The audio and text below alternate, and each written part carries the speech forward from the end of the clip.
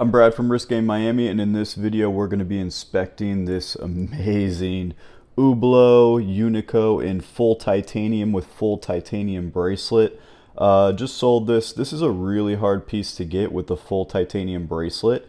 It also has like a little bit of rubber on the inside for comfort, which is really cool. So yeah, we're just going to inspect everything, make sure it's good to go, and then we will ship it out. First, we're going to look at the condition as I wind it. So to wind this, the crown is screwed in. You have to unscrew the crown until you feel a pop.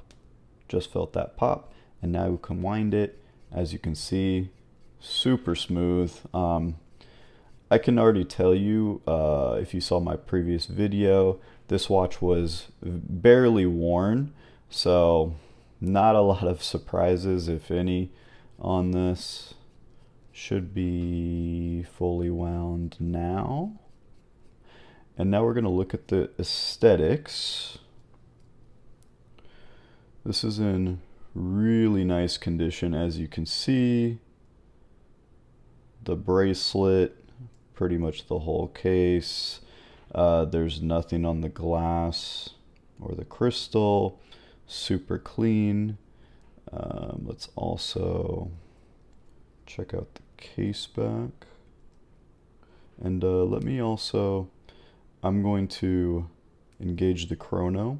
So if you don't know already, this is the chrono, obviously. This is the seconds hand here on the left.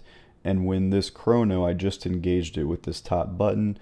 When it advances past the 12, you will see this sub-dial here go to the 1 minute mark, all the way up to 60, and then it would just keep going, right?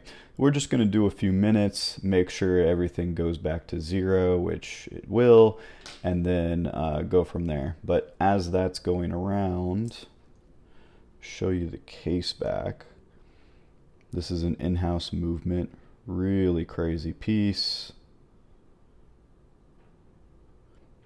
I love the case back on this. Really cool. And as you can see, I don't know if I even caught it on this other video, but there's a sticker on the back. So that's how you know it really wasn't worn that much. So this is just part of the sticker. Really cool. So good stuff there. Now let's go ahead and put this back. As you can see, and in case you don't know, most people know, but this is a quick connect strap or bracelet in this case. And so all you have to do to switch out a strap or bracelet is press that button. Hublot basically invented this in luxury watches, and now other companies are following. Hublot was the first to do it, which is really cool. So it looks like this sub-dial here went to the 1 minute mark. It's about to pass the 12 again, and you're going to see this sub-dial advance once again. Perfect. And once we go another minute, just to be safe, we're then going to look at the date. And the date is right here on the right sub-dial. So we would be at the 12th right now, even though I think this is actually the September 22nd. And we're going to make sure that it works both the short way and the long way.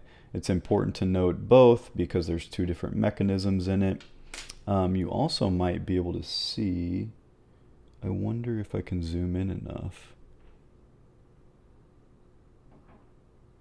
But you can see, a lot of people don't notice this wheel right here in the back. It took me like having 3 or 4 Unicos before I noticed that constantly rotating, which is really cool. You can see all the gears inside this thing. Cool. So we see that the sub-dial has again advanced. We're at about 4 minutes now, which is good, 3-4 minutes. And now we're going to make sure everything goes back to normal. So you're going to press this top button again to stop the chrono. As you can see, it stopped. Now we're going to press this bottom button to reset everything, and it resets to 0 perfectly. It's important to keep in mind you don't want to run this chrono 24/7. If you do that, eventually it wears on the gears and it might not zero properly and it needs service. And this isn't just with Hublot, this is with any brand. I wouldn't recommend running a chrono with AP, with Patek, with any luxury brand. You basically just want to run this while you're timing things. Maybe you're cooking dinner, maybe you run it while you go to dinner, just as like a conversation piece, because it looks cooler when it's, you know, circling around. But you're not going to run this all the time.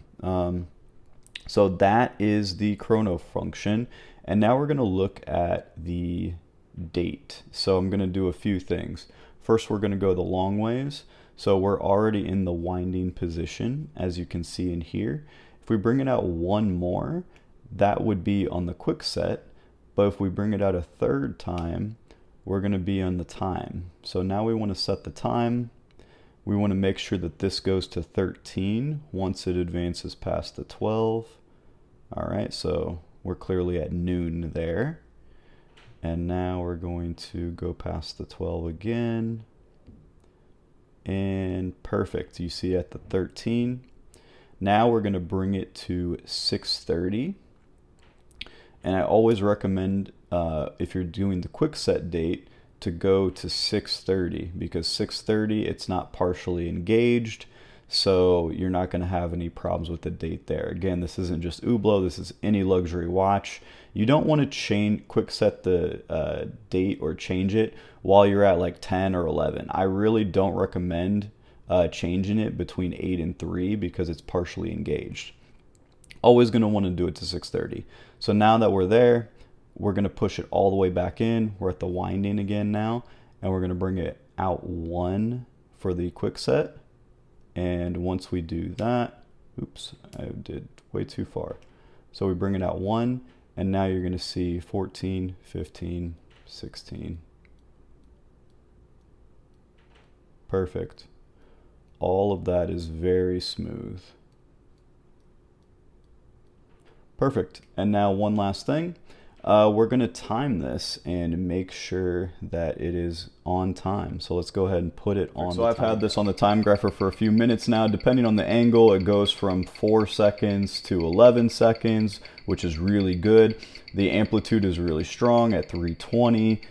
Beat error is great. Everything is really healthy on this thing. So now all we need to do is we're going to pack this up and send it on its way here at FedEx in a few minutes. So if you need any type of Hublot at all, you can DM me at Risk Game Miami, or you can text me directly. I'll leave my phone number in the description. See you on the next one.